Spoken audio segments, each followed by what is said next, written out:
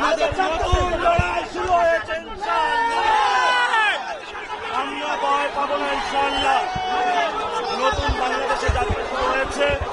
গতকালকে আমাদের আরিফুল ইসলাম আদিবের উপরে মেরেছে এবং বিএনপি হামলা করেছিল।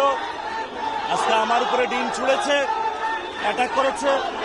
আমরা আশা করব যে আমরা এমন বাংলাদেশ চাই না। আমরা সুষ্ঠু ভোটের মাধ্যমে যেতে চাই। হারার ভয়ে জনগণ থেকে বিচ্ছিন্ন হয়ে এই ধরনের সন্ত্রাসী কর্মকাণ্ড কেউ আপনারা করবেন না।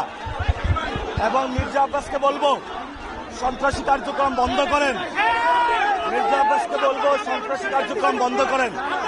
এই যে এখানে হাবিবুল্লাহ বাহারে যারা জনগণকে বলবো 12 তারিখে হাঁ ভোটের রায় দিন।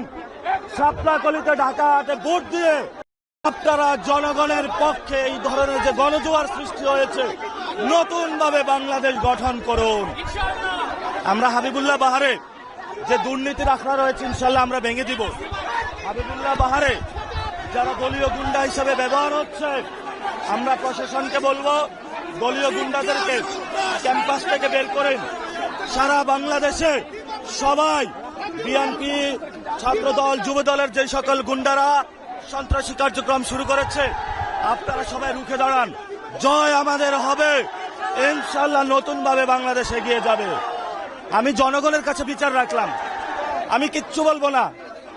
আমি বাংলাদেশের মানুষের সামনে বিচার রাখলাম, আমি জনগণের সামনে বিচার রাখলাম, আমি ঢাকা হাটের ভোটারদের সামনে বিচার রাখলাম।